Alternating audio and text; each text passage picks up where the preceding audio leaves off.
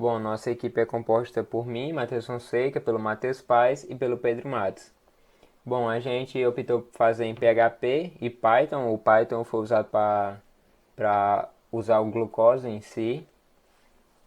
A gente também está usando o JSON, que é para desenhar o grafo. Esse JSON é gerado de acordo com o que a gente insere. E que a gente também tem uma entrada, que é as cláusulas geradas de acordo com o que a gente insere também. Bom, aqui a gente tem uma lista de adjacência que vai armazenar tipo os adjacentes de A, B, C e tal. A tabela, que vai armazenar a tabela em si. O Ajax, que vai armazenar toda a fórmula Ajax. A FNC, que vai armazenar todas as cláusulas. E as arestas, que vai armazenar todas as arestas. Bom, aqui tem a função adicionar aresta, que ela adiciona A em B e B em A. Primeiro ele verifica se já existe a lista de adjacência de A ou a de B. Aí caso não exista, ele cria. Aí ele verifica se já existe essa aresta no grafo. Tipo, se eu tenho uma aresta AB, eu tento cadastrar AB de novo, ele já cai aqui e não cadastra. Já não deixa cadastrar igual. Aí basicamente aqui ele faz aquilo, ele cadastra A em B e B em A na lista de adjacência. Aqui ele adiciona AB no vetor de arestas, que é ele concatena aqui e adiciona. E aqui ele começa a parte do Ajax. Ele verifica se já existe o Ajax de A e o Ajax de B. Caso não exista, ele cria o array. Aí, aqui ele retorna todas as chaves do Ajax, que é basicamente retornar o A, o B e tal. Aí a partir disso, ele verifica qual chave é maior, se é a chave de A ou a chave de B. Se a chave de A for menor, que no caso ela vem primeiro, ele adiciona B em A. Caso a chave de A seja maior, ele adiciona B, A em B. Que basicamente é padrão da biblioteca, que no caso seria o D vem primeiro, o A vem primeiro, então ele, quer dizer, o C vem primeiro, então ele adicionou o D e não ao contrário aqui. Esse é o padrão da visualização aqui. Como essa é a visualização aqui desse gráfico com aquele JSON.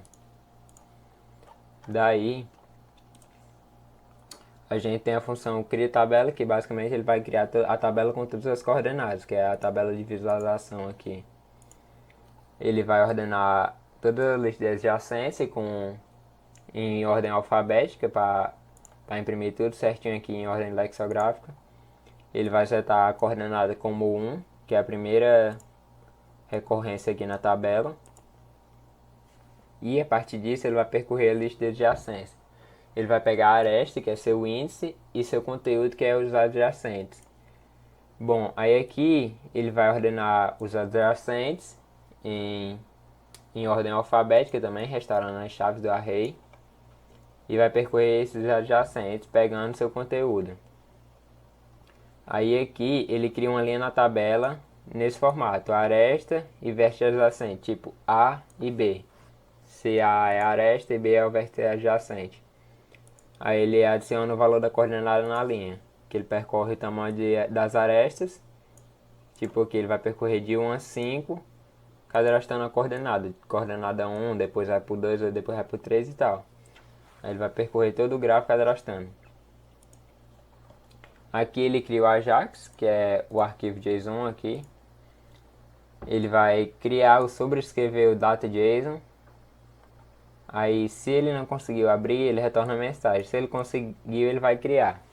Aí aqui ele ordena o JSON aqui em ordem alfabética, só para imprimir certinho lá também. E aqui ele começa a concatenar a string. Ele bota uma barra e quebra a linha. Aqui ele vai percorrer o Ajax, pegando o pai, que é seu índice, e seu conteúdo, que é seus filhos. Aqui ele vai ordenar os filhos também em ordem alfabética. E aqui ele continua concatenando. Ele abre uma chave e bota o conteúdo do Ajax aqui dentro. O ID, dois pontos, e o pai, que no caso seria o índice. Aí depois, parênteses ID, abre colchete e vai inserir os filhos. Caso não exista nenhum filho, ele só fecha e pronto. Não bota nada aqui dentro. Aí caso exista filho, ele vai concatenar os filhos também. Ele vai imprimir nesse formato, uma aspas, o filho, uma vírgula e tal. Nesse formato aqui. Fechando, vírgula, fechando. Aí, pronto. Aí a partir disso, quando terminar tudo isso, ele vai fechar esse colchete dos filhos e vai fechar o colchete do conteúdo dessa variável aqui. Aí aqui, quando ele terminar todo esse for, ele vai tirar o barra n e vai tirar a última vírgula também, que tem que estar nesse formato. Que no caso ele estaria assim. Ele tira o barra n e tira a vírgula. Daí ele escreve no arquivo, que é escrever nesse arquivo em si, de acordo com o que foi gerado, e fecha o arquivo. Aí aqui a gente tem a função imprime tabela, que a gente pode receber ou não uma solução por parâmetro. Essa solução é calculada posteriormente. Aí caso exista, ele vai ir comparando se as coordenadas estão igual à solução. Aí se tiver, ele vai imprimir em vermelho, como aqui. Essa aqui está recebendo uma solução por parâmetro e está sempre comparando essas coordenadas com a solução. Aí se tiver, ele imprime em vermelho. Daí, ele pega o total de casas decimais, o máximo de total de casas decimais. Aqui. Isso aqui é basicamente para padronizar a visualização, não é? É só por questão estética mesmo. Aqui ele pega o tamanho da string do maior valor, que é basicamente multiplicar o tamanho da tabela, que é o total de linhas, pelo tamanho de colunas, que é o total de arestas. Aí ele vai retornar o último valor, que no caso aqui seria 5 vezes 10, que é igual a 50, e vai pegar seu tamanho, que no caso seria 2, duas casas decimais. Daí aqui ele vai imprimir uma tabela, TRID, e uma linha. Aí ele vai imprimir uma TRID, que é um cabeçalho aqui no X, esse Xzinho aqui, e vai imprimir todo o cabeçalho da tabela, que é a numeração do preenchimento das arestas, com o total de casas decimais correto. Porque se eu não fizesse isso, ele imprimia 1 sem o 0, 2 sem o 0, é só padronização mesmo. Aí que ele basicamente pega o total de casas decimais e imprime esse valor com base nisso. Aqui ele fecha o TRID, que é o cabeçalho da tabela, e abre o TBODY, que é o corpo da tabela. Bom, aqui a gente tem um for each, ele vai percorrer toda a tabela pegando a aresta, que é seu índice, e suas coordenadas, que é seu conteúdo. Aqui ele abre uma linha no TR e pega um TRED e bota a aresta, que é o primeiro valor que aparece aqui, que é a aresta, o valor da aresta, em negrito, que é um TRID. Daí ele percorre todas as coordenadas pegando o valor da coordenada. Aí ele verifica se existe solução. Se existir, ele vê se a solução está no valor, se o valor da coordenada está na solução, e se tiver, ele imprime negrito e vermelho. Se não tiver ou não existir, ele só imprime normal o valor. Aqui ele fecha a linha, depois ele fecha o TBODY da tabela e fecha a tabela. Aqui a gente tem uma função para capturar o valor da aresta com base numa coordenada passada. Tipo, se eu passo 3, eu quero capturar AB. Se eu passo 5, eu quero capturar AB também. Se eu passo 9, eu quero capturar AC. E é isso que essa função faz. Ele converte os índices da tabela num índice de aresta aqui. Que ele bota todos os índices da tabela, que no caso seriam as arestas, AB, BC, CD, aqui nessa variável. Que no caso seria botar tudo isso naquela variável. Daí ele faz essa verificação assim, aqui. Se a coordenada módulo aresta é igual a 0, quer dizer que é o último valor. Tem que ser o último valor para satisfazer isso, ser igual a 0. Daí ele divide coordenada por arestas menos 1. Que no caso aqui daria 5 por 5. Se eu passasse o 5 por parâmetro, 5 por 5 daria 1, menos 1 daria 0, que é a linha 0 desse vetor aqui. E o mesmo por 10. 10 daria 2, menos 1 seria 1, que é a linha 1 do vetor. Aí caso não satisfaça isso, ele só divide o coordenada por aresta, que é basicamente 3 dividido por 5, dá um quebrado aí e ele arredonda por zero. Ele sempre arredonda por baixo aqui com flow. Aí ele só retorna os índices aresta na linha passada aqui, na linha capturada aqui. Bem, eu sou o Matheus Paz e eu vou explicar aqui duas funções do nosso código. A primeira função é a função nega aresta voltando, que é aquela função para a gente não contar uma aresta duas vezes no caso, né? Digamos que a gente passou uma aresta AB, a gente usa essa função para não contar a aresta BA, que é a aresta voltando no caso. Bem, aqui na linha aresta voltando, a gente captura as coordenadas, né, da tabela do índice reverso ao passado pelo parâmetro. No caso aqui, se a gente passou o AB como coordenada, a gente salva aqui na linha aresta voltando BA, para poder negar toda essa linha. Aqui a gente cria um retorno, um array, né? E aqui nesse for, a gente percorre toda a linha da aresta voltando, para poder negar as coordenadas e a posição da linha, né? Ou seja, a gente percorre toda a linha para negar as coordenadas e a posição da linha. E no final aqui a gente dá um retorno no array. Bem, a segunda função é buscar arestas adjacentes. Nessa função aqui a gente vai procurar possíveis caminhos do nosso grafo, né? Bem, aqui no if a gente verifica se as coordenadas módulo arestas é diferente de zero, é igual a zero. Se for igual a zero, quer dizer que a gente já está no final da nossa tabela, então a gente só retorna o array. Se não, a próxima coluna ela recebe as coordenadas módulo o tanto de arestas. Daí a gente passa para cá. O verso anterior, no caso aqui, a gente passou A, B, né, como coordenadas. O verso anterior é o A. Então a gente salva o A como verso anterior. E o verso atual é o B. Aí a gente continua aqui.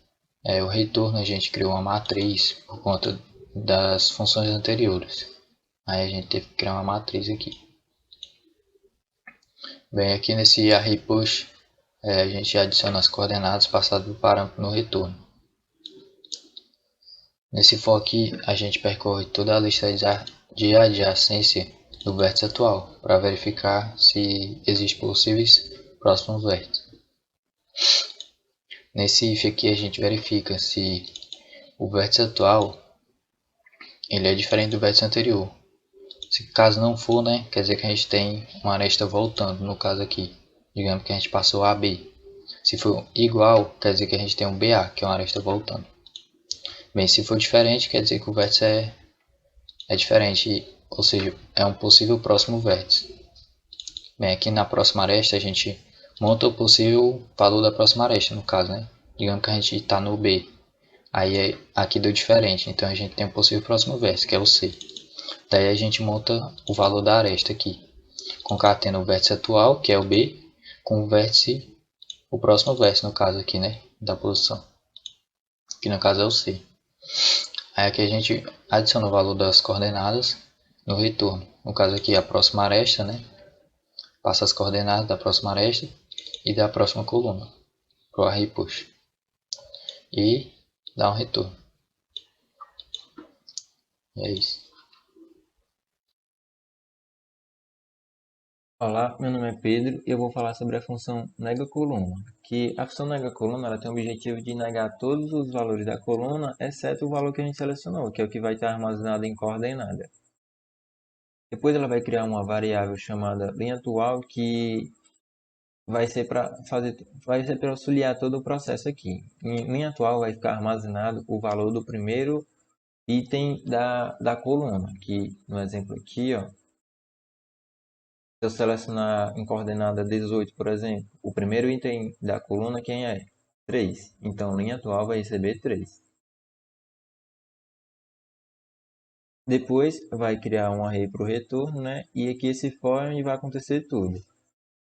todo o objetivo dela, né? Que o for vai percorrer o tamanho da tabela e com base nesse if aqui, que esse if vai fazer justamente o que a gente quer. E ele vai verificar se coordenada, que no caso do exemplo é 18, vai ser diferente da linha atual, que no caso é 3. Ou seja, eles são diferentes, então ele vai armazenar no final da pilha, que é o que essa função do PHP vai fazer, vai armazenar em retorno. Já que é diferente, né? Aí depois, aqui ele só vai pular para a próxima linha na mesma coluna. E no caso a coordenada linha atual era 3, né? Então vai para a próxima linha na mesma coluna, que é 8. Aí vai fazer todo o processo de novo. Coordenada, que é 18, é diferente da linha atual, que é 8? Então vai armazenar, que vai ser um dos itens que vão ser negados.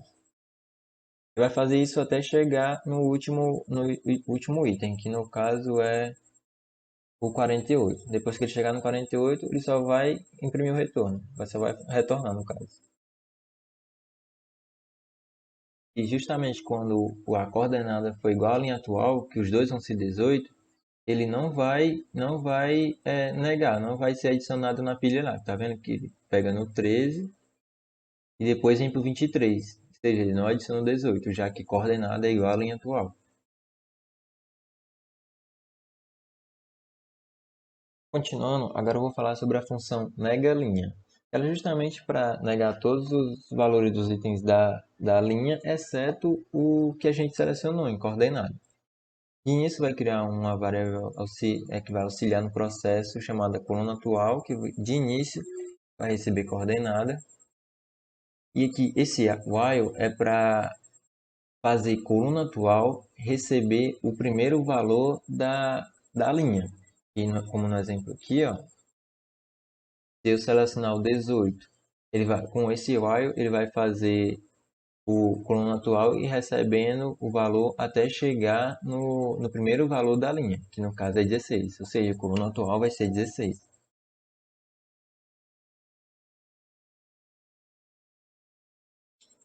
Depois vai criar um array para o retorno, né? E aqui esse for é bem parecido com o anterior, com o da função anterior. Ele vai percorrer todo o tamanho da linha e com base todo nesse if aqui, que justamente é quase igual o anterior. Se a coordenada for diferente da coluna atual, coordenada é o que? 18, como exemplo, e a coluna atual é 16. É diferente? Então vai adicionar o final da pilha. Aí aqui ele vai só incrementar a coluna atual para fazer coluna atual pular uma coluna, né? E para o próximo valor. No exemplo aqui é 16, coluna mais vai vir para 17. Aí vai fazer todo o processo de novo. Coordenada 18 é diferente de coluna atual, que é 17, é diferente, então vai adicionar aqui. Aí quando ele chegar no 18, ele não vai ser adicionado, né? Que coluna coordenada, que é 18, é diferente de coluna atual? Não é. Então só vai pular uma coluna. Até chegar no final, que no caso é o 20. E depois chegar no 20, ele vai só retornar. Essa função cláusula positiva, ela recebe uma aresta e retorna toda a cláusula positiva dela, que é no caso isso aqui, que é para retornar o caminho entre o site aqui. Eu só posso ter um desses valores escolhidos, que no caso é ou a aresta indo, que no caso seria de 1 a 7, ou a aresta voltando, que seria a BA, BA do 15 ao 21. E ele faz isso para todas as arestas. Bom, aí aqui ele captura a linha aresta indo, que ele pega a tabela de acordo com a aresta, que no caso aqui ele pegaria a AB, e ia voltando que ele pegaria a string reversa da aresta passada, que no caso seria BA. Ele pega o conteúdo e dá um array push no retorno, que é basicamente botar no final da pilha, com array meet, que é juntar os dois arrays, e retorna o retorno. Aqui ele tem uma função para imprimir o retorno. Esse aqui é basicamente auxiliar para a gente imprimir no HTML para ter esse retorno aqui de nega coluna, nega linha, nega aresta voltando e tal. Bom, aqui ele só percorre um vetor, pegando o valor e vai imprimir nesse formato, com o colchete abrindo, colchete fechando e os valores com vírgula entre, que é basicamente como está sendo mostrado aqui. Aqui ele gera FNC relativo a todas as restrições do gráfico. Ele pega as arestas, organiza em ordem alfabética, aí depois ele cria um valor cláusula positivo que ele vai ser usado para imprimir lá no HTML lá embaixo, que é ele é esse vetor aqui, ele vai ser imprimido aqui, só por questão de retorno, não precisaria. Aí aqui ele vai negar todas as colunas, negar todas as linhas, negar todas as arestas voltando e buscar todas as arestas adjacentes para cada coordenada. Que é basicamente ele percorre todos os for aqui. Que ele percorre de 1 até o tamanho da tabela, até o último tamanho da tabela, preenchendo tudo, negando todas as colunas de acordo com cada coordenada, negando todas as linhas e tal. Aí após isso, ele vai gerar a cláusula positiva que eu expliquei anteriormente. Ele percorre todas as arestas, que é aquele vetor lá de cima, AB, BC e tal, pegando o valor da aresta. Aí, a cláusula positiva, que é esse vetor aqui do retorno, vai receber o arremesh, que é juntar a cláusula positiva com o retorno do cláusula positiva. Depois ele adiciona esse mesmo retorno na FNC. E a FNC vai gerar um arquivo. Aqui é basicamente onde ele vai gerar o arquivo, que ele faz a requisição ao Python site. Aí, aqui é a requisição. Ele cria ou sobrescreve o arquivo entrada.txt. Aí, caso o arquivo não abra, é retornada a mensagem. E se abrir, ele começa a concatenar as strings aqui do texto. Ele começa o texto como nada e vai percorrendo todas as cláusulas, concatenando o texto nesse formato, com colchete abrindo, colchete fechando e as cláusulas entre vírgula. Daí ele retira o último /n adicionado, que é esse aqui, para ficar no padrão, e escreve no arquivo, que basicamente é esse arquivo aqui, com todas as cláusulas geradas.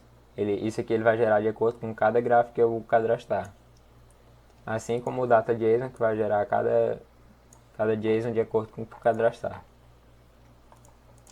Daí ele vai executar o shellExec, que é basicamente chamar o Python aqui, o glucose.py, que é meu código Python, e armazenar o resultado no resultado. O resultado aqui ele vai armazenar um array com todos os resultados, com o status, as cláusulas, as variáveis e a solução, que a solução é esses valores aqui, em vermelho. Aí daqui a gente vai logo para o Python, para ficar mais simples a explicação. Ele importa o Python site, o glucose 4 e a CNF. Aqui ele instancia o glucose e a CNF e ele abre o arquivo entrada.txt aqui. Eu optei por gerar esse arquivo porque eu estava tentando passar direto do PHP para o Python e estava dando uns problemas. Aí eu gerei logo o arquivo, que fica até melhor a visualização. Daí ele vai preencher todo o conteúdo no vetor. Ele vai declarar a cláusula como um string vazio e vai concatenar preenchendo tudo aqui com o conteúdo do vetor gerado aqui. Daí ele vai quebrar sempre que encontrar um /n, que é basicamente quebrar sempre que encontrar uma quebra de linha aqui.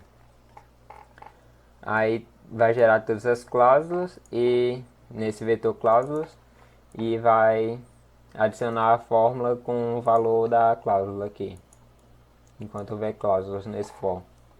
A partir disso, quando ele preencher todas, ele vai adicionar a fórmula aqui, no append fórmula, e retornar os resultados. Primeiro ele retorna o gsolve, o gnofclauses, os var, que é basicamente o total de variáveis, o total de cláusulas e tal. E aqui ele imprime a solução, que é basicamente os valores maiores que zero, que não é o negativo na getModel.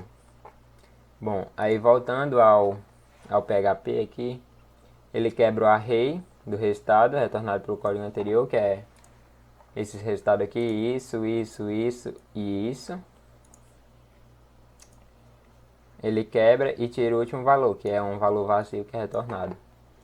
Daí ele atribui cada resultado ao seu respectivo variável, que é primeiro vai ser o status, depois as cláusulas, depois as variáveis e por último a solução.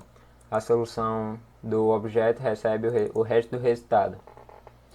Daí isso aqui vai ser imprimido posteriormente na tabela lá embaixo.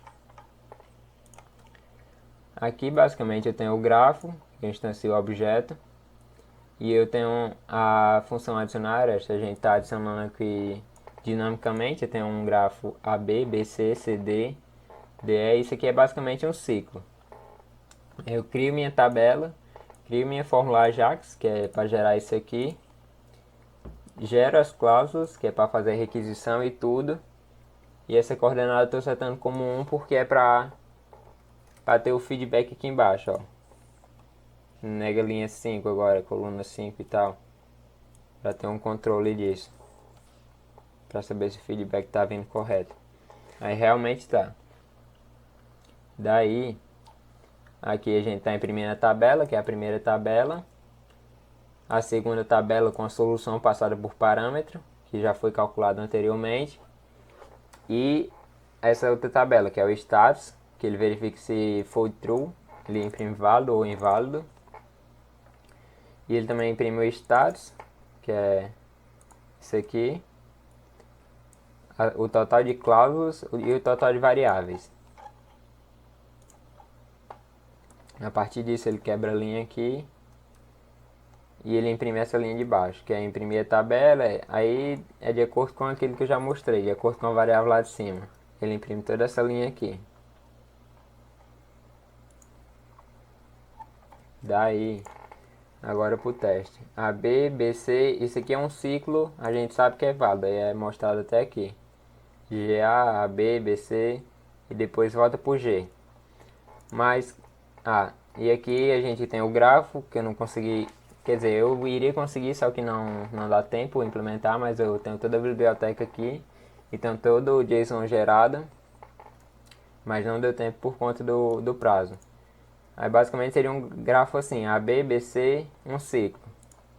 Mas caso eu adicione um HJ, que seria um vértice desconexos, ele já não seria válido aqui, ó. Tanto que ele não retorna. Aqui ele já gerou outra entrada maior, bem maior, e gerou outro JSON. Aqui eu tenho esse JSON, eu vou botar aqui nesse outro por via de teste, só para o senhor ver. Como eu disse, não deu tempo para implementar. Ó, aqui já é uma aresta fora do grafo. E como tem no exemplo que o senhor passou também, daquele outro grafo, ele também é válido. CD, DB, BC, CA e AB, voltando já. Aí ele gerou outro JSON. Vou jogar aqui por via de teste também. E desenhou todo o grafo. Que no caso a solução seria partindo daqui ou daqui. Percorrendo todo o ciclo aqui. E também gerou outra entrada. Bom, basicamente nosso trabalho é isso.